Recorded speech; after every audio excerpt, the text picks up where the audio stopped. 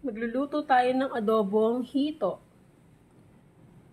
Meron tayong luya, bawang, sibuyas, suka, toyo, betchin, paminta, water, siling haba, and yung siling bisaya ba to? I don't know.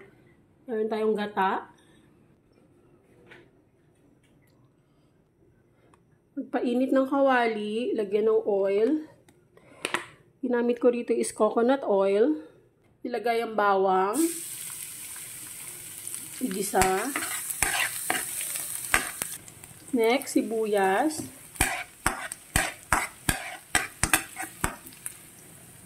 Next, ang luya. Pangtanggal ng lansa.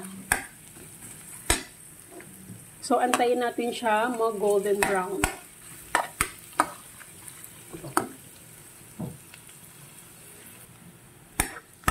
Ayan, na-golden brown na siya. Yung luya kasi, mas lumalabas yung kanyang lasa kapag ginisa. Next, ilagay na natin ang hito.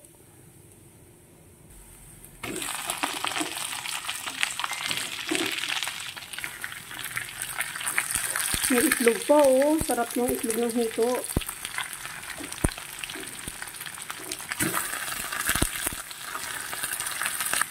Next na natin yung paminta at saka yung betchin. Next yung water. Lagyan ng water. Isunod natin yung soy sauce.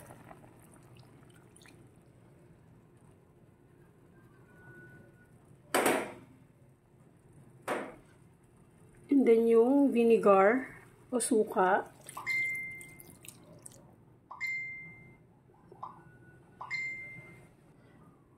Takpan at patuyuin. So, babalikan natin siya ng mga after 5 minutes. And then, mag-a-add ako ng tanglad, pangpatanggal ulit ng lansa. Kasi yung hito, diba, sobrang lansa niya. So, optional lang naman yan kung gusto nyo mag-add or hindi. Depende sa inyo. Takpan natin ulit. Ayan, natuyo na. So, next, let's add our sili. Pangpaanghang. And then, yung ating gata.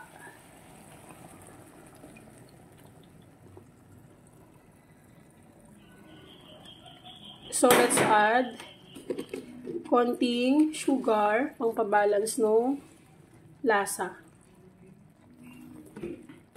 After that, takpan ulit, antayin maluto yung gata. Sarap! Check na natin ang ating adobong hito sa gata. So, taste na natin. Tikman natin. So good! You must try this recipe. Sobrang sarap. Walang lansa at all. The best.